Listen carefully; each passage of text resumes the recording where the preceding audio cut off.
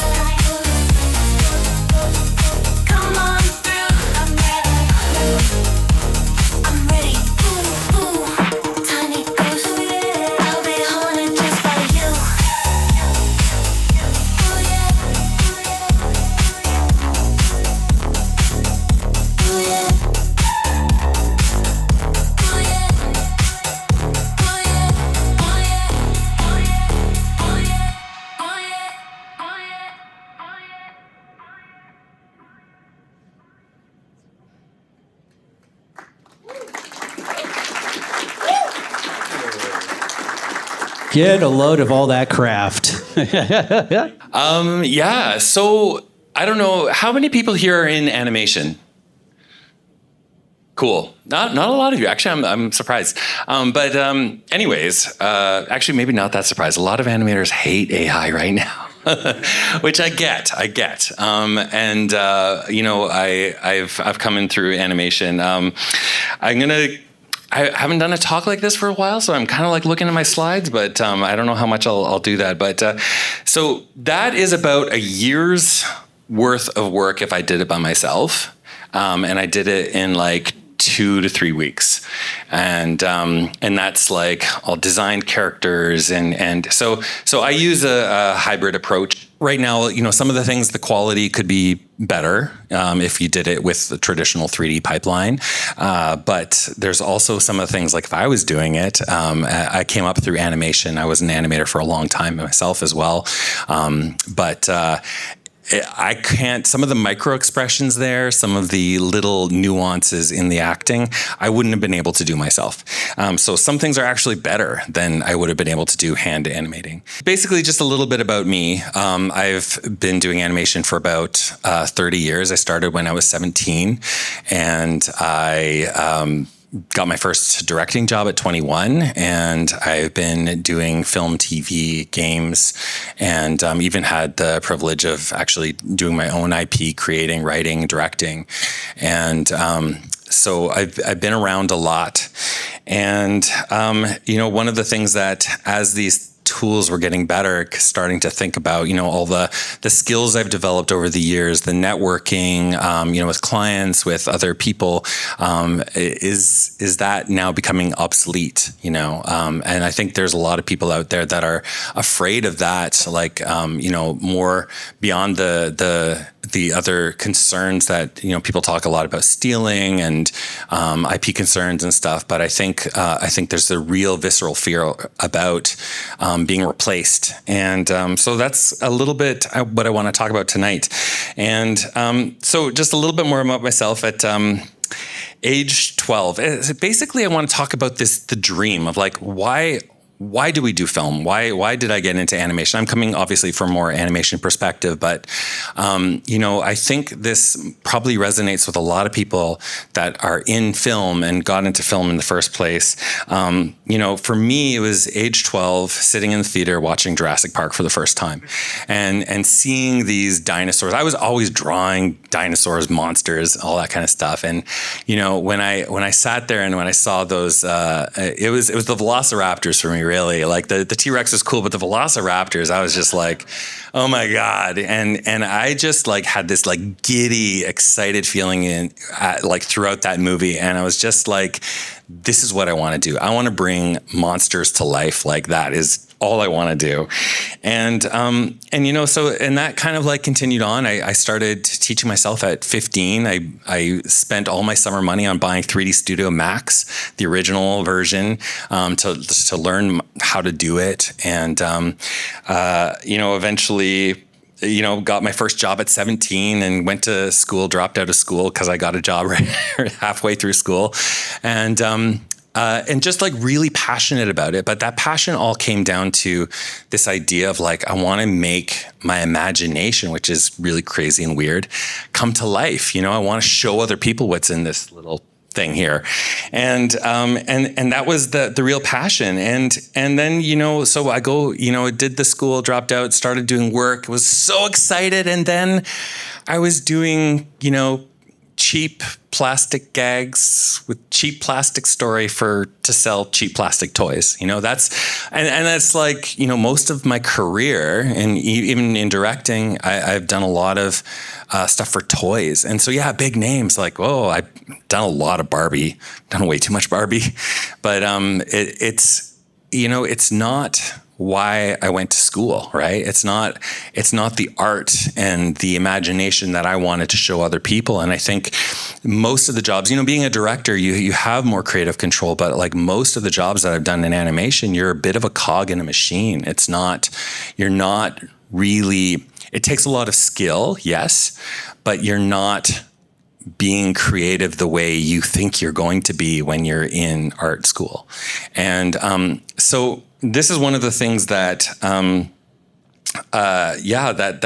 I find that basically I kind of want to talk about is kind of recapturing the art school dream, because a lot of the skills are, a lot of the things that you used to have to do are now just like, you don't have to do them. You can just like play and create and iterate and experiment. And there's so much stuff out there that is really, truly unique that you'd never see anywhere else. And I think, and it's overwhelmed by a lot of the slop, a lot of us have seen that slop, but there are also some like niche creators out there that are just doing incredible work that just would never be funded, and there's such an opportunity for new voices to come and new ways to tell stories. So just where I started with my AI journey was just kind of starting with curiosity. There was, some good, lots of bad, and very fascinating, all around, all very fascinating. Being able to, just really quickly iterate. I think that was the biggest thing that drew me is being able to, at first, when AI tools first started coming out, just the image stuff, there's nothing usable really for professional grade work. But I found like, for me, it's all been about, and still is about, finding like, okay, where does this tool fit? What aspect of production does it fit well with? And so like even in the early days, it was just really a concepting tool, just like really quick iteration on a concept. Oh, I want this character to have like a tomato hat or whatever, you know, and just like do stuff that I would have never been able to do before. See it visually instead of just like thinking about it or even sketching it, which would take so much longer. So it really started with that curiosity, and I soon found that like, you know, that sort of just even in the concepting phase, it enabled me to really move a lot faster and get to things a lot quicker for production, because I was able to not just.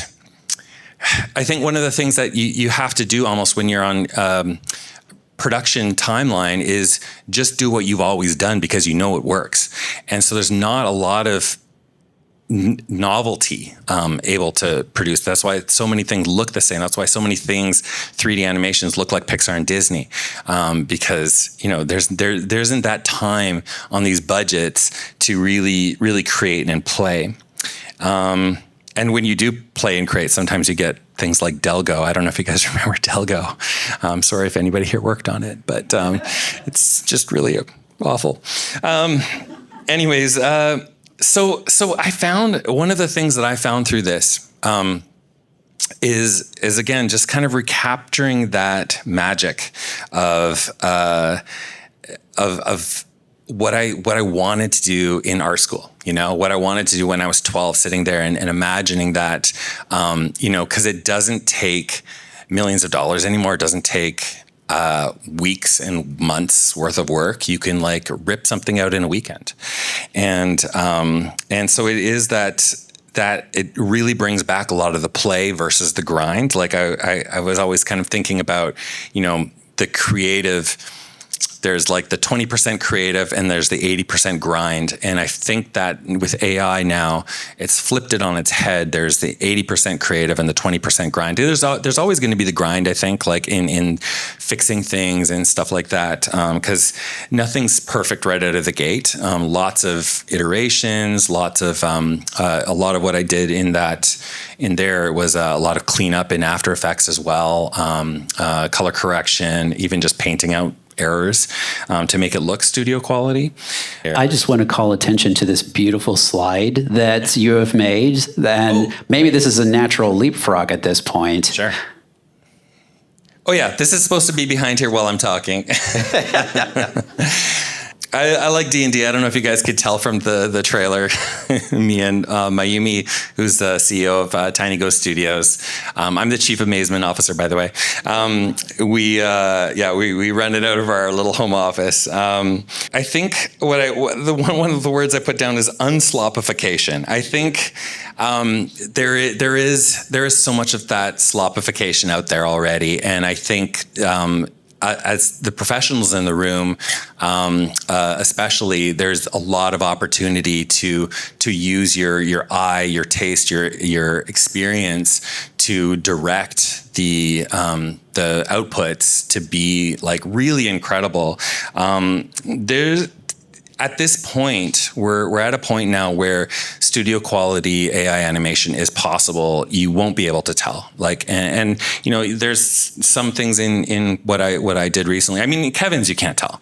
There's you know, a lot of the stuff in what I did. Most people won't be able to tell. And when you can tell, like that's because I did it like, you know, a month ago. Now I can definitely, and even just spending a little bit more time doing some cleanup. You won't be able to tell. So it's here already. And I think there's that aspect of it because it is here. I know there's a lot of studios that are hesitant. There's a lot of hard feelings about it. But I also know, because I've been talking to studio heads too, things aren't getting greenlit right now. People are waiting to see what happens with AI.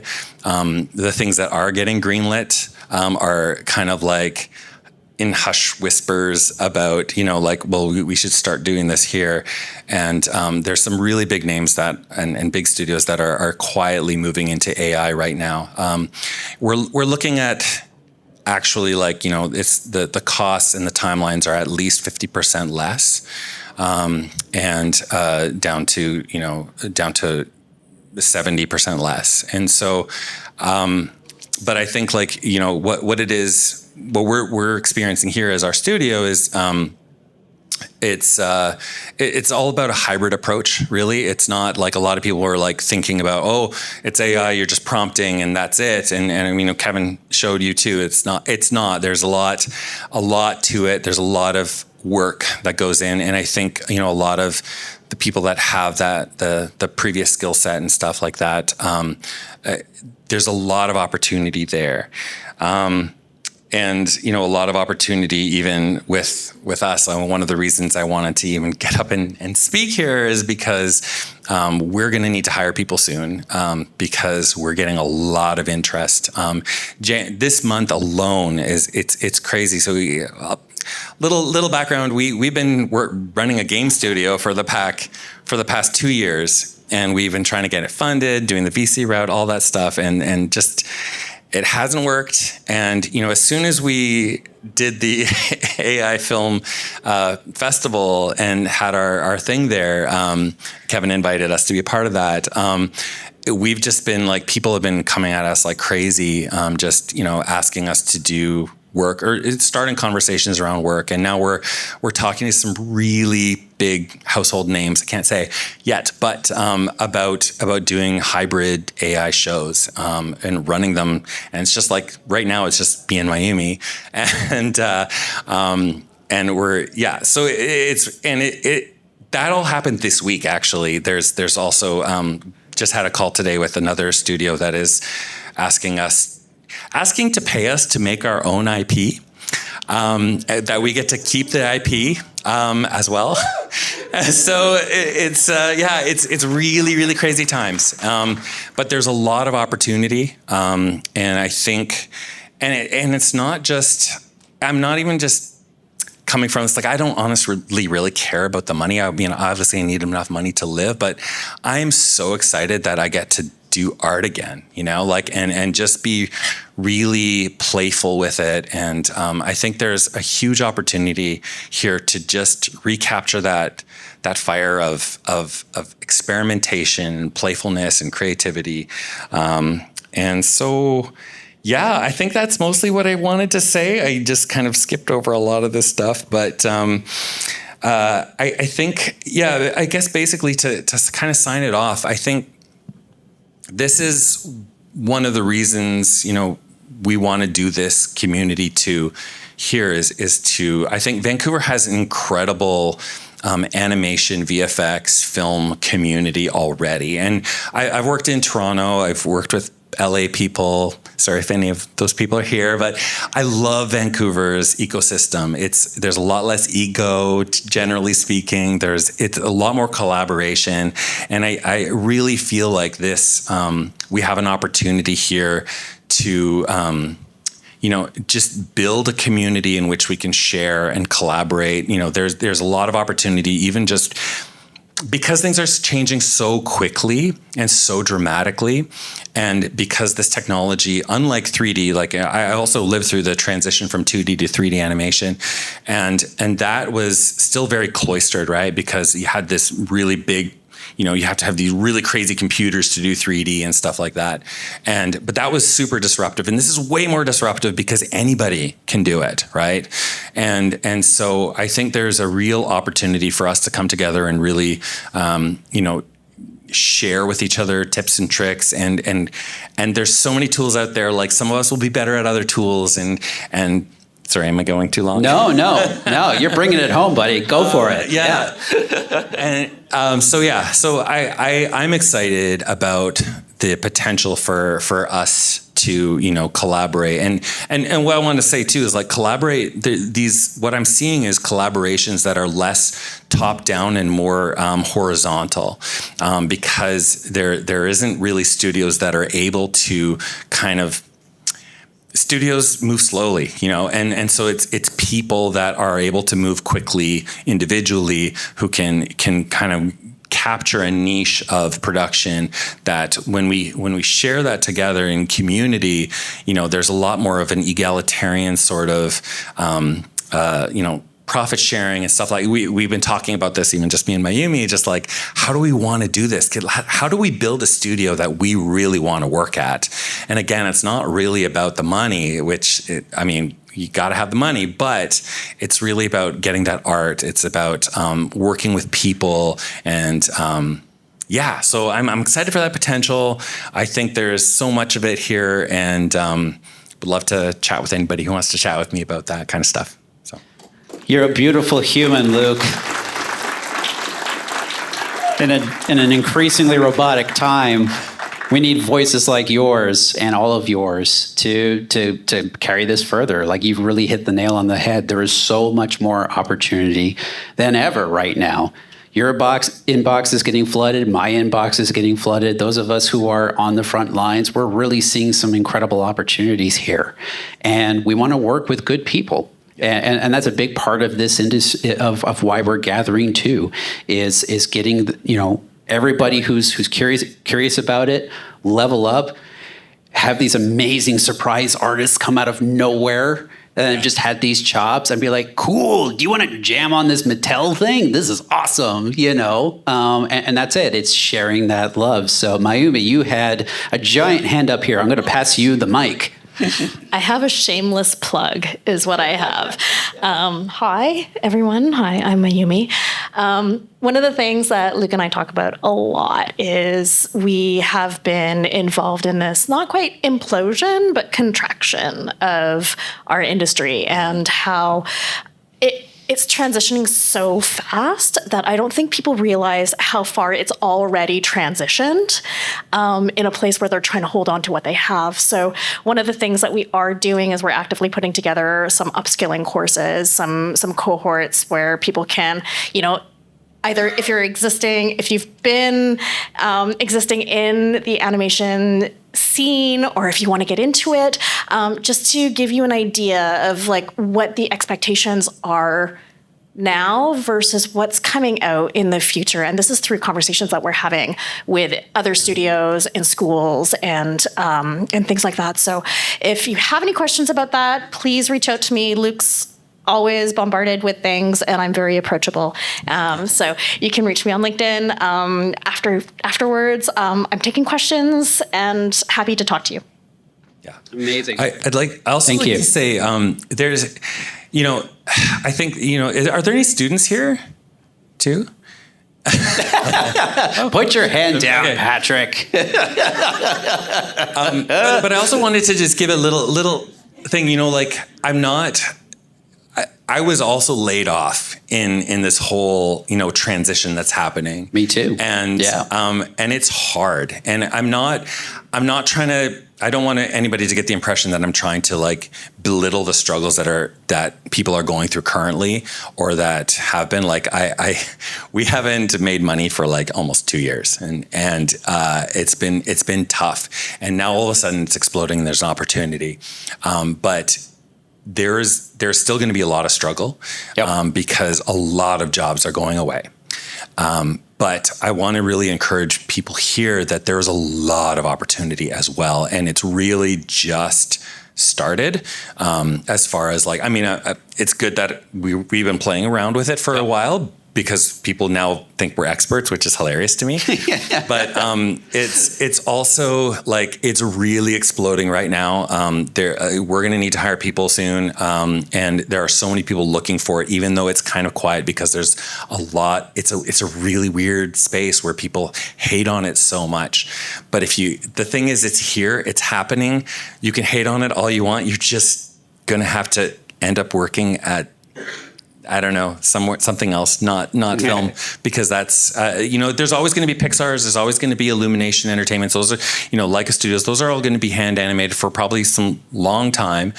But, the majority of work that's out there is mid to low range, just consumer content.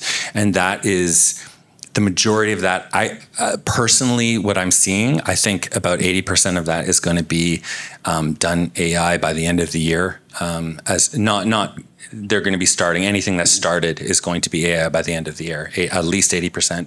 It's a pretty opportune time to see that on the horizon. And as you mentioned, we get to write the rules right now. Yeah. Right? We get to see, the shell of where everything is evolving and turning from.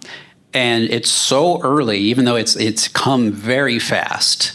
And it seems like it's the entire horizon. There is so much more horizon to shape and discover in all of this. And we get to write those rules, right? If we don't have seats at the table, if we don't come up with our experience, with our knowledge, with our acuity and our new skills, we don't get to have a seat at the table and dictate those rules. We can craft a pretty amazing, at least a middle ground, and maybe some sliver of a utopia inside of this creative industry. Who knows? It's wide open right now. So it's really not a total utopia, because that would bore Michael. That's true. Michael, just, we'll send you some of our dark outtakes just to appease you. I want to get into some quick questions before we wrap things up for Luke. Anybody out there have questions for Luke? First, I want to answer a question of a student too. And I'm in the IDEX lab where we study AI-human interaction. And my supervisor, Steve DePaula, has been in this area, and we study AI art as well, so it's super relevant. I'm also using AI to help professional women practicing their salary negotiation. It's reported by CBC and CTV. You can go there and check it out. Earlier you were asking a question. I was in the corner, so I really wanted to add it up. And I want to offer something because I'm hosting broadcasting shows and live streaming, and it's a really good traction. Every time it has almost 30K people visit it. So anybody wanting to get anything exposed and promote with you're doing, you're welcome to my show. I literally just have Hell yeah. Wonderful offer. Thank you. That's awesome. I think people just come and they promote not selling to the audience, but you tell your story until you're thinking it's super beautiful about how this is exploding and how people lose their job, and now you get to write the rules. This is exactly what I'm promoting for this, and my show is also facing to Chinese audiences and Canadians, so Chinese people get to connect, and then we will find clients or something like that. And I can send you the data of my traction, so it's advertised. Okay. Amazing. All right. What's your name? Sorry? I'm Charlotte. Charlotte. Thank you so much, Charlotte. I really appreciate you bringing that out and sharing your fire and enthusiasm on that. That is super cool. This is what it's all about. Cross-pollination to create opportunities. That's super, super cool. Yeah. So I guess also one of the major things with the AI being kind of concern is, of course, data scraping, content scraping. So how do you make sure that your studio emphasizes the importance of personally generated content? Yeah, absolutely. So the question was about scraping and making sure that your own IP, and that really you're showing that I forget what it's called, but just the fact that it's human created. Mm-hmm. There's a million ways to use AI, and you can do a fully 3D animated production using AI tools to help do actual animation on 3D models and stuff. For example, there's just so many different ways, and so ultimately it comes down to your process. There's a lot of, it depends on, Netflix and Disney. If you're producing for them, they're going to have different rules around AI usage than if you're producing for YouTube or TikTok. And so it's really good. We're familiarizing ourselves with what the law is, and what other things are. There are fully licensed things like Moon Valley, where all the AI generation is all done by fully licensed content. So there's no scraping. Everybody who has been trained on there has been paid for their work. So there are ways to do things in that regard. So, and it's really case by case basis. So, Absolutely. I'm not getting paid any money for this one, so don't really care. Whatever, I just use whatever tool works for that. So yeah, IP safe, work is going to be such a granular case by case process as we move through this. I mean, you bring up Disney. Disney just pumped $1 billion into OpenAI, and they've got a deal to use Sora 2 as an infinite remixing engine that's going to be embedded into Disney Plus by users, right?